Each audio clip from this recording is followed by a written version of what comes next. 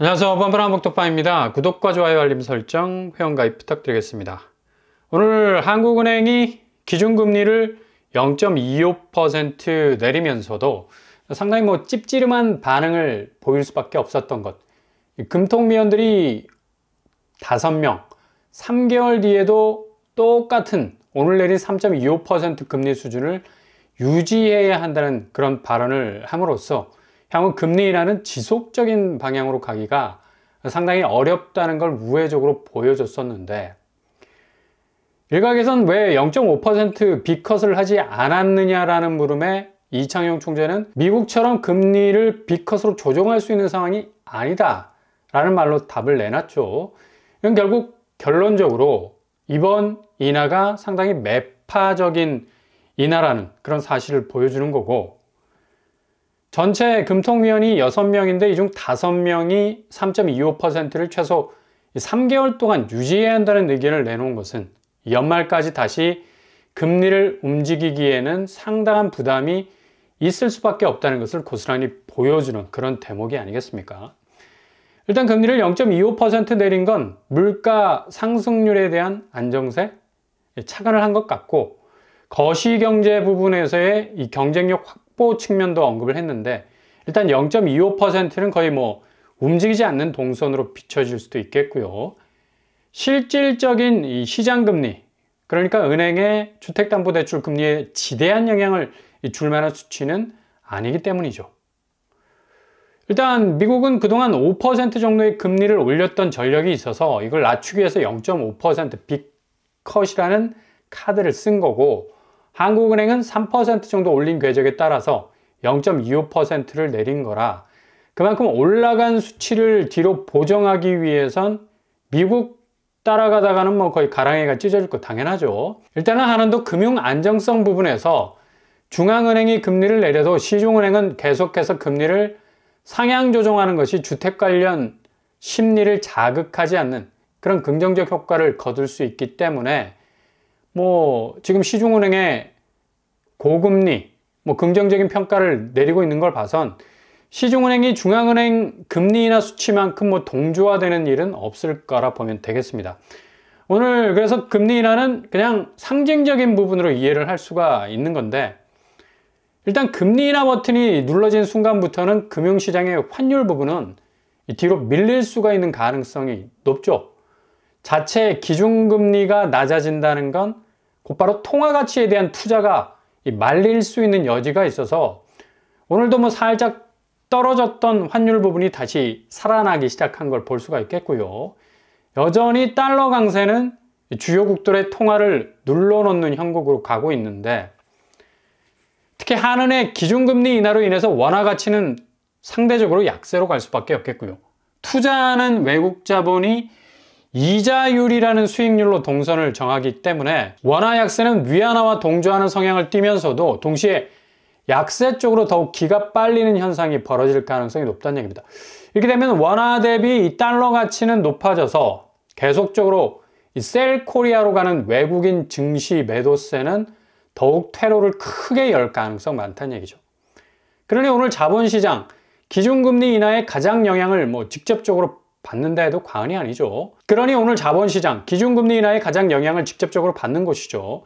대체로 자국의 기준금리를 인하하면 증시는 폭발을 하게 되는데, 코스피는 거의 등락을 반복하면서 마이너스로 갈까 플러스로 갈까 정말 엄청난 고민에 빠져 있는 걸 볼 수가 있습니다.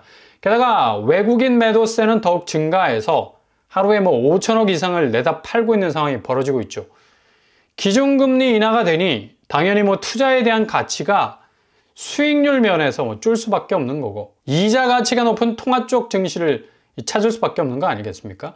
그러니 코스피 장세가 상당 부분 타격을 받을 것으로 예상이 되겠고요. 삼성전자, 하이닉스공이 주춤한 장세를 보이고 있고, 이렇게 금리 인하가 되면 집값이 폭등한다는 또 해괴한 말을 하는 분위기도 있던데, 정신 나간 말이죠.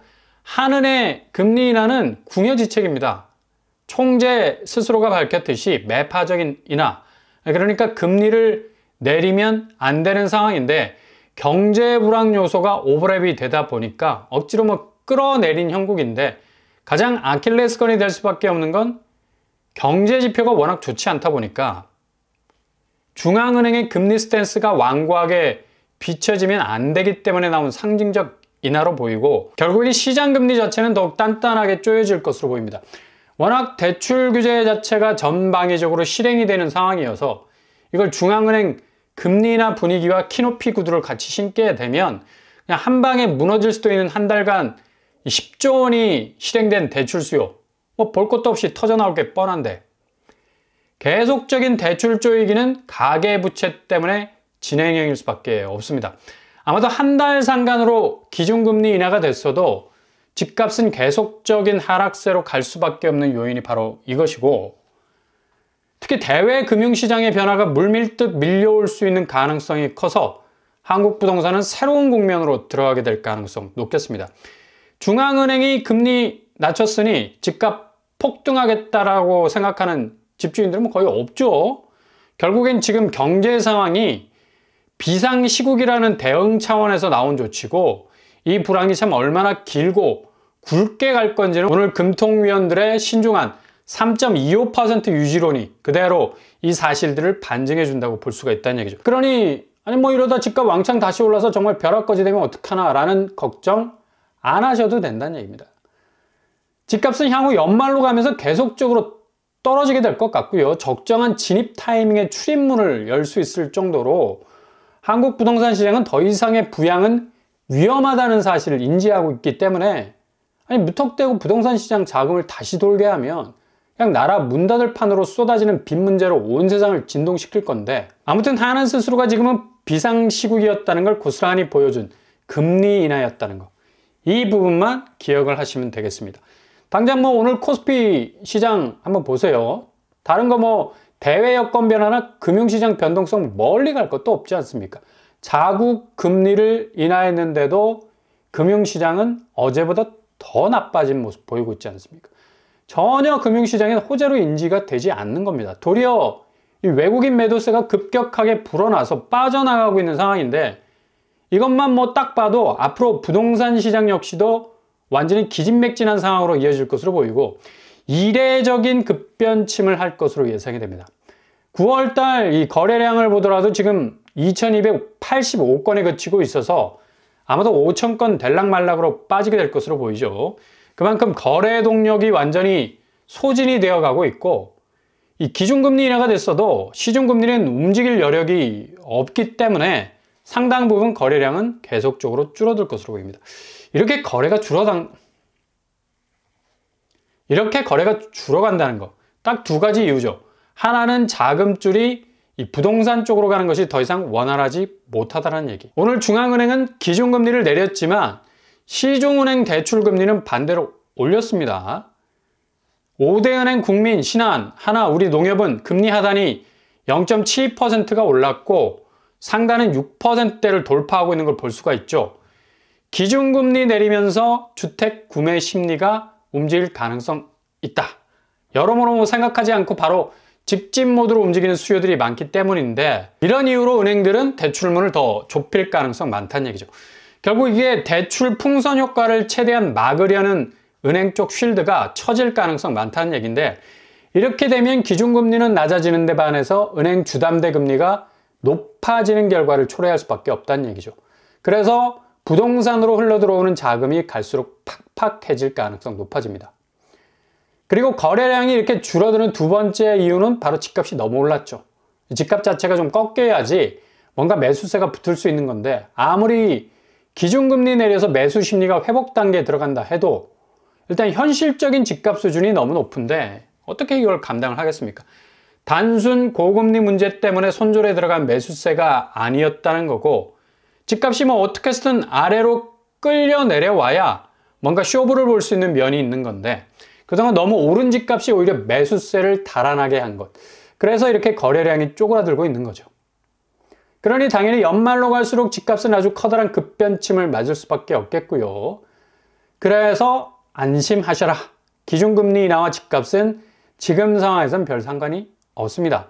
오히려 시중금리 자체가 더 높아지는 분위기로 가고 있어서 집값은 더욱 위축될 수밖에 없는 거고, 향후 미국 변수도 크기 때문에 금융시장의 대변동이 한국 금융시장과 자산시장에 아주 커다란 변수가 될 가능성이 높다는 얘기입니다.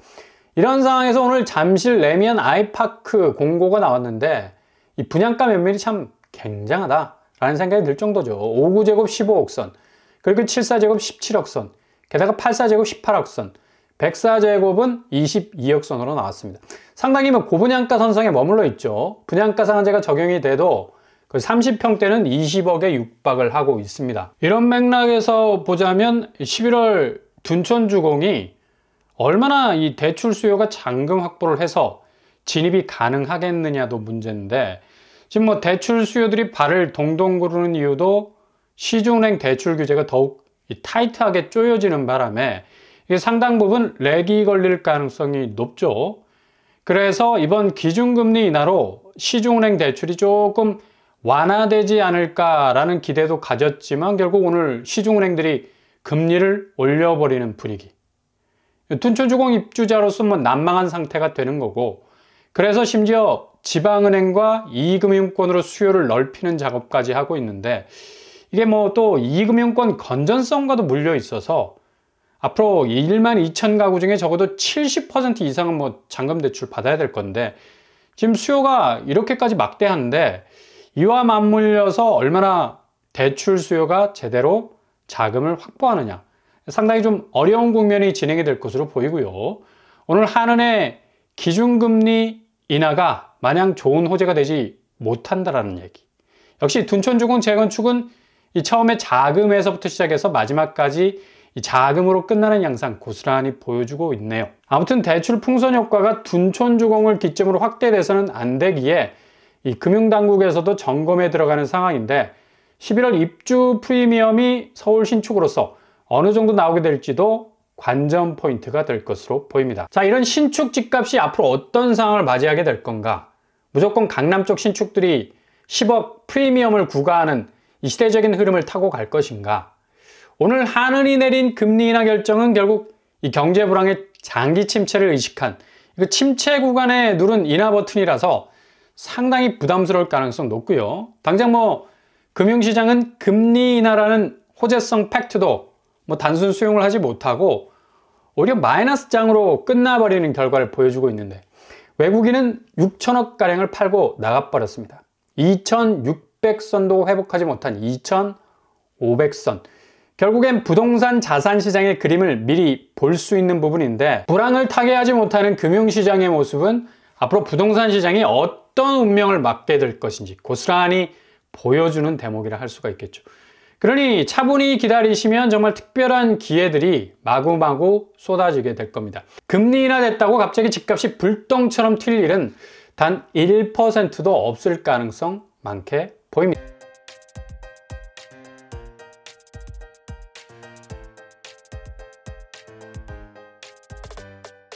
오늘의 부동산 캐릭터죠. 국민은행, 신한은행, 우리 농협 등등 시중은행은 오늘 한국은행 기준금리 인하에도 불구하고 금리를 올리고 있습니다. 결국엔 시중은행 금리는 부채 때문에 움직일 여력이 별로 없어 보이고, 금리 인하에 대한 여파는 오히려 체감적인 금리 부분에서 더욱 완고해짐을 느끼게 될 것이란 얘기죠.